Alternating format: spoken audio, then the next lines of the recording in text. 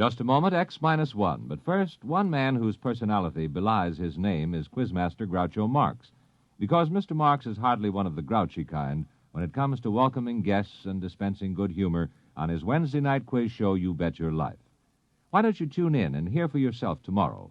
And while you're listening, don't forget that each Wednesday night there's more great entertainment when Jack Bailey and contestants play Truth or Consequences. And all of the staff on Airtime join stars Giselle McKenzie in bringing you top musical listening. Enjoy music and fun tomorrow night on this station. And now stay tuned for X minus one on NBC. Countdown for blast off. X minus 5, 4, 3, 2, X minus 1, fire.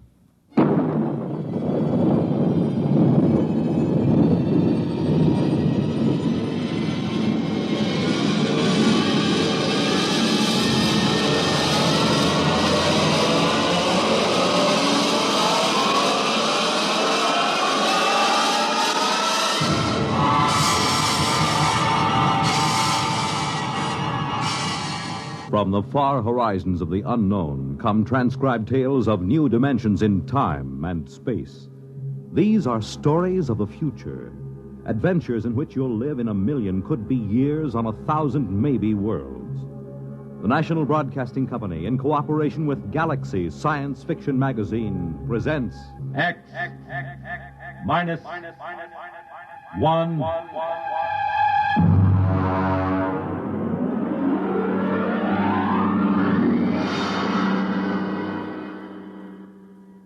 Tonight, the dramatization of a story by Jerry Sohl, The Seventh Order.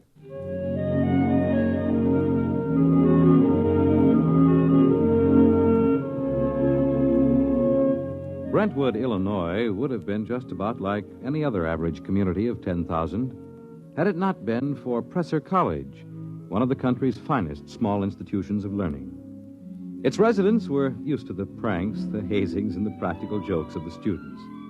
But even Professor Ansel Tomlin was surprised when the blue humanoid came down the street and up to the porch where the professor was sitting in an old wicker rocking chair.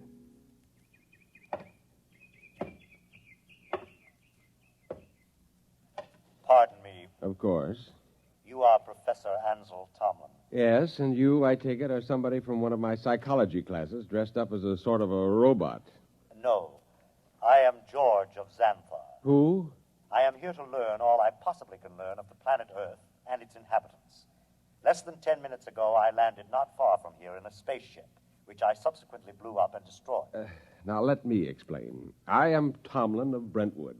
Less than 10 minutes ago, I was sitting on my porch peacefully marking exam papers. I intend to resume right now. Helen, would you get the phone? It is your wife's sister calling with reference to the explosion of my spaceship. Sure it is. She merely wants to ascertain that your family was not affected. Listen, George, be a good fellow and... Oh, Mike. Well, don't be alarmed, dear. It's a fraternity initiation or something. Oh, well, it does look like the real thing. Oh, did you know there was an explosion outside of town? An explosion? Yes, blast of undetermined origin is what they said on the radio. Oh? My sister just called. She heard about it in the local station and wanted to make sure we were all right. I see. Well, I have something in the oven. My goodness, that's a wonderful costume. Her sister lives 20 miles away. How did you know she'd call? My mind circuits are telepathic. They pick up all conscious thought to a distance of some 200 miles. It couldn't be you arranged the whole thing, that it wasn't really her sister. How did you get here? Who or what are you? I am a machine, the finest, most complicated machine ever made. I have a rather unique history, too. Who made you? Ages ago, on Xanthar, there was a race of humans. They made the first robots. Rather crude affairs. We class them as first-order robots. They are still used for menial tasks to some extent. And what order are you? The highest, naturally. A seventh-order robot. Or rather, a humanoid. We are the first in which there is not an automatic, no harm to humans cutoff. I begin to see. You will become aware of the fact that I am superior to you and to the rest of your race. I need no oxygen. I am never ill. I need no sleep. Every experience is indelibly recorded on circuits and is instantly available. Tell me, George, do you have feelings? I have an electronically controlled endocrine balance. It's very interesting. And what is your mission here on Earth? For the moment, I am here to study. I will live with you until it is complete. You will what? I will live with you. I will be with you all of your waking hours. While you sleep, I will go through your library. I need nothing. I want nothing. Just a moment. What about my privacy? When you desire privacy, I will study someone else. Your wife, perhaps. The female should be interesting. George, old man, I'm terribly sorry, but you'll have to wire back to your masters to make other arrangements. That will be quite impossible. Really? You see, I have no master. Well, what about those humans back in Xanthar, the ones who invented you seventh-order humanoid? Oh, they are all quite dead. We destroyed them. Destroyed? You look alarmed. It was, after all, they or us. You see, our endocrine system permits us pride in ourselves. Naturally, being proud of ourselves, we objected to being ordered about in an incompetent way. So, you killed them? Exactly. Now, shall we go inside and inform your wife of my visit? Suppose I refuse. Professor, do you see that small dog playing on the lawn across the street? Yes. I will lift my arm and point at it. Observe. It vaporized. Exactly. Now then, shall we go in? Yes. We'll go in.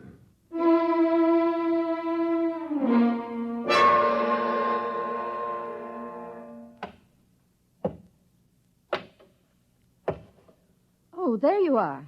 I see you brought your friend. Helen, this is George. George of Xanthar. George is a machine. Well, anybody can see that.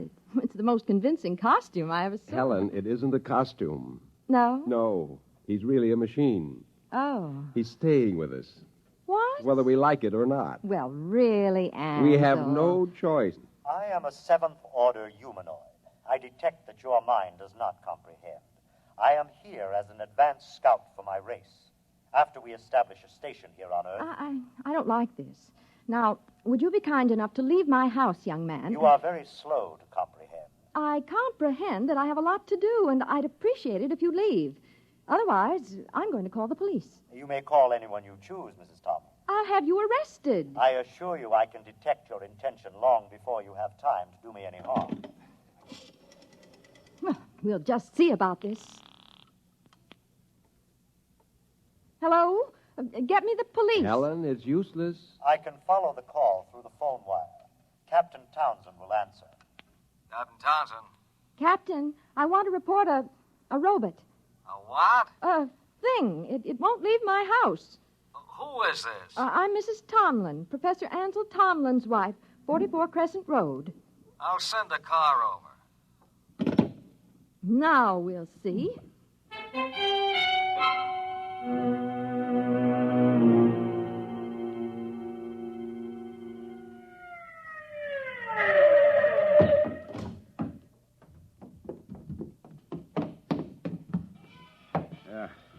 Is this the character that's been giving you trouble? Yes, this is the one, officer. Talked to you before about ruining the flower bed, Sonny. This time I'm taking you in. I would advise you not to touch me. I cannot risk any damage.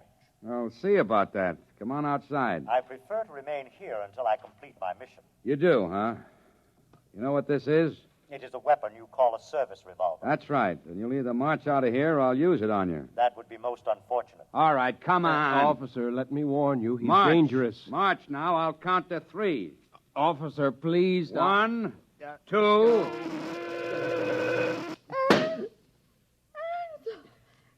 no. I regret it, but he was actually going to pull the trigger. Only to frighten me. But I cannot risk damage. He might have miscalculated and struck me with a bullet. Ansel, I'm frightened. There is no need for fear. You have only to accept the fact that the Seventh Order is coming to operate the planet for your benefit. Ansel. Helen, there's no use trying to do anything just yet. Now go next door to Mrs. Coleman. Tell her what's happened. I'll talk to George. Oh, but I don't... Please, Helen? Well, all right. Do you really think that you, a single robot, can conquer the Earth and make its people do your bidding? I can. Suppose it were demonstrated to you that you could not, that you could be destroyed. If that were so, I would naturally report that this planet is unfit for development by the Seventh Order. Well, you know they'll have you taken into custody for killing the officer. I cannot permit it. There will be needless slaughter. Unless you can convince your people it is useless to attack me. Will you let me try? I have no desire to prevent you. Go ahead. I detect that you are going to call the newspapers and the local television station and hold a press conference. Yes. I also detect that you have a plan to overcome me. Oh? I like that. Really? Yes. You see, in order to test this planet for development, I must know whether any of you are truly dangerous to us. You are a superior type of man, Professor. I welcome any plan to conquer me that you care to attempt. Okay, George. At least we know where we stand. I'll phone the newspapers.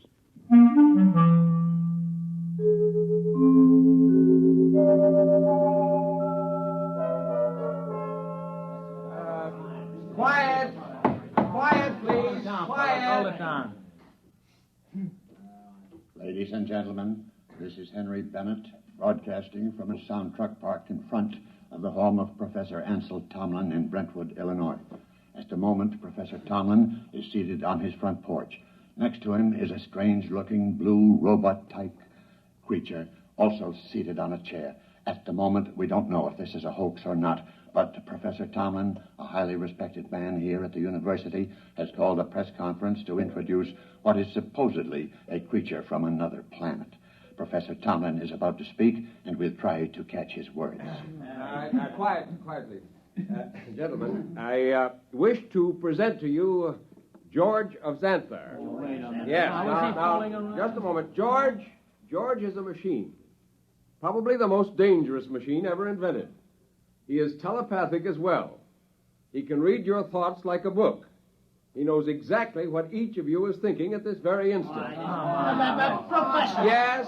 Do you expect us to swallow this nonsense? Not without proof, gentlemen. Can George do his stuff for us?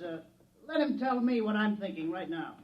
You are thinking about a blonde young woman named Laura, with whom you will attend a show tonight. Come on. Well? Well, he happens to be right, but we've seen mind readers before. Let him do something else. Now, I did not call you gentlemen here for a demonstration of magic. I called you here in the hopes that a good deal of needless bloodshed might be avoided. Less than half an hour ago, I watched this creature completely vaporize a policeman who was trying to arrest him. I expect that the authorities will be here any minute.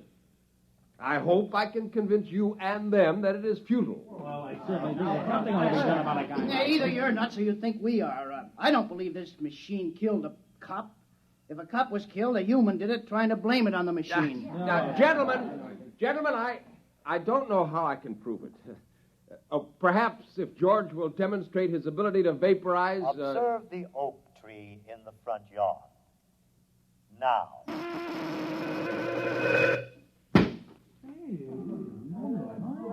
Now, do you see? I see, but I don't believe it. Boys, this is some kind of mass hypnotism. Maybe the tree was rigged up in advance. I swear to you This George of Xanthar is all he's cracked up to be. Let's see what he does when I toss a rock at him. Don't be a fool. Here goes, George! Stop him! I warned you. I tried to warn you. Okay, everybody stand back. Stand back. Charlie, get that automatic rifle set up. Check, Chief. Professor, I advise you to step away from that kid. Captain, for your own sake, don't try anything. Step away, Professor. Very well, but I warn you. Okay, now don't fire till I'm ready, boys. Right. Now then, George of What's-This?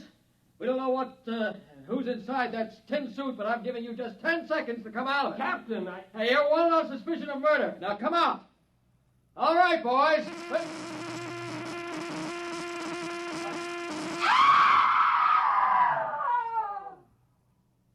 Ladies and gentlemen, I'm afraid we'll have to terminate our broadcast.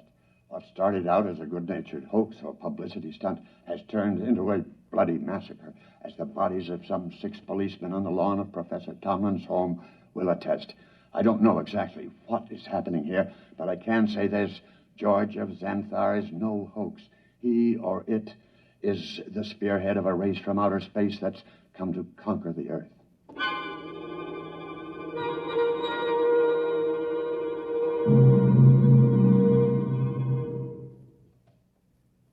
Have they all gone, Helen? Yes, Where is he? in your library, reading. Are the policemen still outside the house? They're walking up and down. Oh, I hope they don't. Yeah, they have orders not to try to harm him. Ansel, Yes? what are we going to do? I don't know. Oh, listen. He's coming. Professor, Mrs. Tomlin, I have decided to walk through your town to learn more about its buildings and people. And kill a few more humans? Killing humans affords me no pleasure whatsoever. I kill only when damage to myself is possible. I hope that no one will attempt to harm me. George, let me warn you now that this affair has gone beyond the confines of this town. I am well aware of that, Professor. I am aware of a phone call being made this instant by your mayor to the commander of the Illinois State Guard. If you're smart, you'll return to your ship and your planet. My ship is destroyed. I could instruct you to build a new one, of course. But as I have no intention of leaving... Then you will be destroyed. No. I will destroy first. Have you no conscience? A conscience is a fifth-order failing. Needless baggage. Good evening.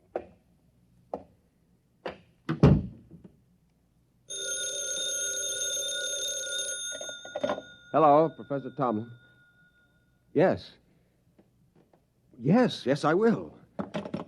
Who was it? The mayor and the chief of police have called a meeting of the citizens of Brentwood at the college gymnasium tonight. Ansel, you're not going. I must. But no, Helen, there's much more at stake here than my life or yours. Civilization itself depends upon our standing up to this machine. I'm going to the meeting.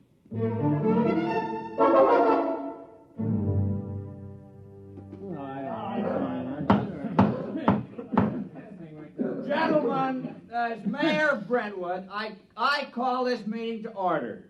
As you know, there is loose in our city a being with one purpose, to prepare Earth for conquest by similar beings. I think Professor Tomlin can tell us most about this being. If we could determine the source of George's power, he might be overcome. He is obviously vulnerable to force, such as a speeding bullet if it hit the right spot. However, he has the ability to read intent long before the commission of an act. He is probably listening to me now, even though he may be far away. Mr. Mayor, why not track him down and all attack at once? Some of us would probably die, but he couldn't strike us all dead at once. Gentlemen, this humanoid is able to keep track of several hundred things simultaneously. As a matter of fact... Gentlemen.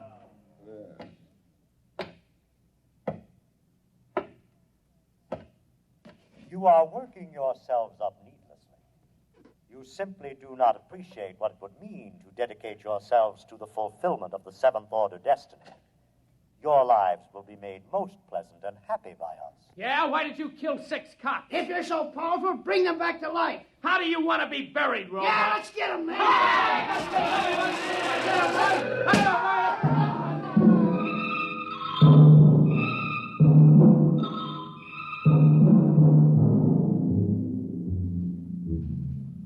And eyewitnesses report that in the end, when all were gone, George of Xanthar stood alone on the platform of the gymnasium. There was no movement except the twitching of the dead and those trampled by the crowd. Among the survivors was Professor Ansel Tomlin, who originally... Well, that's that. What next? I don't know, Helen. I don't know. Oh, what's that? It sounds like an air raid alert. That's peculiar. They didn't announce it. Turn on the radio. Hurry.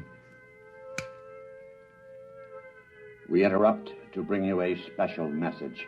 All residents of Brentwood are advised to go to their basements or convenient bomb shelters. The governor has announced that units of the National Guard have managed to corner the robot, George of Xanthar, in the town square. Oh. Tanks and mortars will be used in an attempt to destroy the creature. Again, go to your nearest bomb shelter. Oh, did you hear They'll never be able to destroy him. Well, where are you going? Up to the roof. The roof? I can see the square from there. Well, I'm coming with you. Just as you like.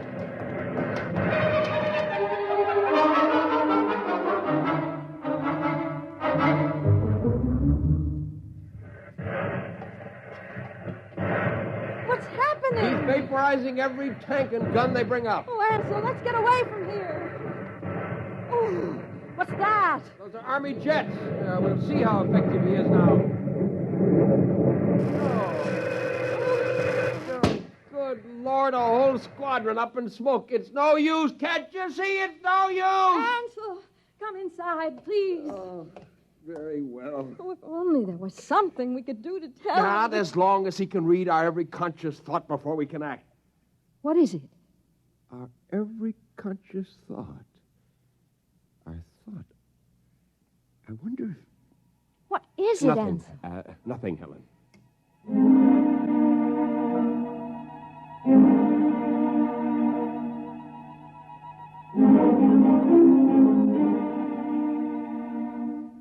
And the Army reports that the countryside around Brentwood is deathly still.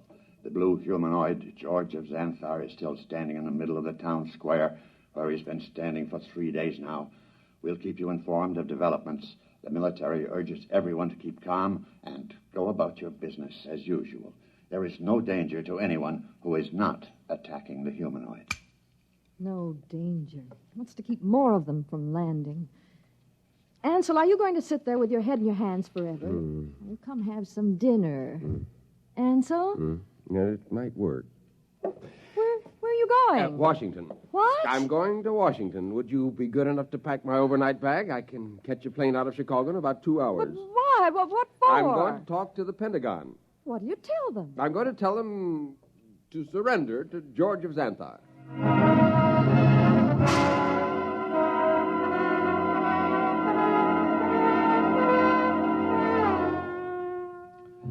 Our microphones are here at the edge of the town square in Brentwood, Illinois today, ladies and gentlemen, to witness the most unusual spectacle of modern history. A discussion of terms whereby the United States of America may surrender to the humanoid George of Xanthar. For the occasion, an honor guard of 22 servicemen from all branches and all parts of the country has been chosen. In just a moment, the honor guard will accompany General of the Army's Walter Pitt, who will discuss the surrender.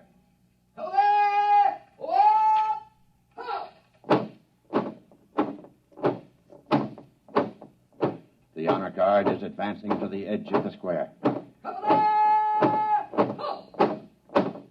The robot is standing there now, carefully eyeing the soldiers. Every ounce of his concentration seems to be going into it. Actually, we're told his telepathic circuits are probing their minds for some hint of danger. A thought, a flicker of an eyelash may be sufficient for him to vaporize all of them. General Pitt is about to speak.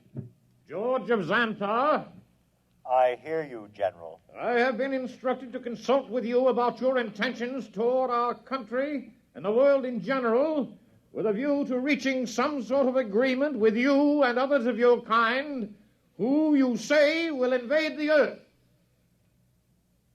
May I approach? One moment. I perceive no intent to harm me. There is one man among your soldiers, however, who has an illogical thought. Will the soldier who is thinking the thought, 11 o'clock, step closer? Do as he says. Does 11 o'clock mean anything to you, soldier? No, sir. It's running through my mind, but it don't mean a thing to me. My examination of your thoughts tells me you speak the truth. Very well. We will proceed with the talk. Ladies and gentlemen, it's a tense moment. The general and the humanoid are discussing terms. The soldier who was questioned about the thought, 11 o'clock, has stepped back into the ranks and is holding his rifle at attention like the others. I perceive it's now 10:59 a.m. If there is any significance to the thought about which the soldier was questioned, we'll know in 1 minute. We of Xanthar, gentlemen, would not want to improve a planet which could not be educated and would continually oppose our program. Therefore, I am glad to see your willingness to discuss. After my message goes out, there will be a landing party on Earth within a few days. While waiting for the party, however, there are certain preparations. Just list them for us. Your government will naturally have to turn over complete authority to us. Afterward, we will utilize your press and radio to disseminate our instructions to your people. Simultaneously, in other nations, the same procedure will be carried out by our rep.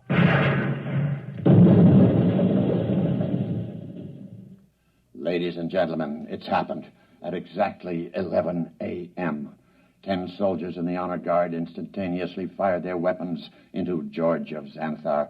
Apparently explosive bullets have blown him to smithereens. The remains are lying scattered all over the square. People are pouring in, kissing each other, shouting.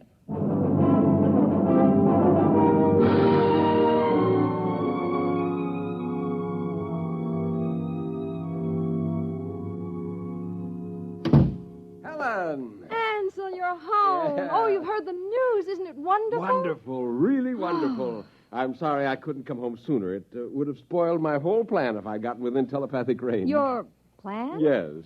But what? How? What? Just a matter of simple psychology. Those men in the honor guard. What about them? Did you know any of them? Not exactly, but I did have the job of hypnotizing 10 of them. Hypnotized? That's right. You see, each of those men was hypnotized.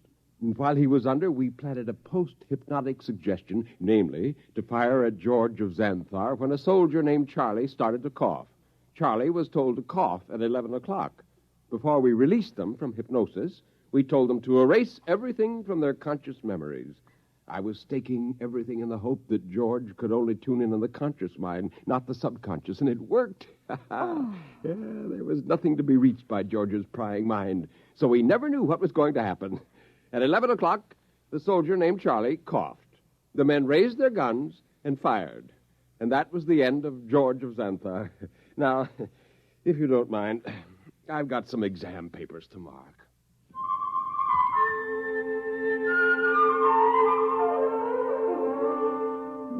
On a planet many millions of miles away, a red light, one of many on a giant control board, suddenly winked out.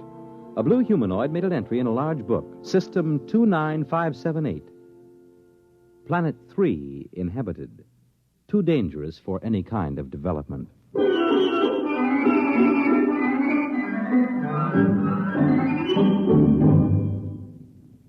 You have just heard X-1, presented by the National Broadcasting Company in cooperation with Galaxy Science Fiction Magazine, which this month features the Alan Cogan story titled In the Cards.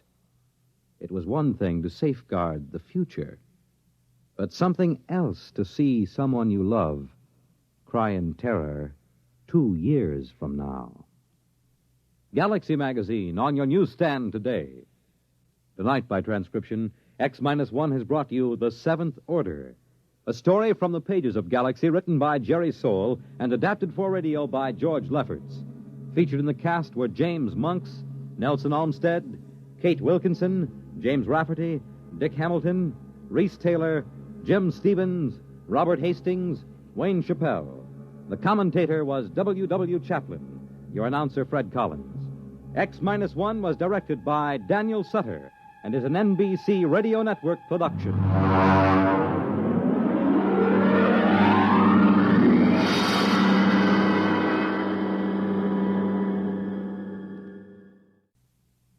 The Wonderful World of Robert Benchley on Biography and Sound tonight on NBC Radio.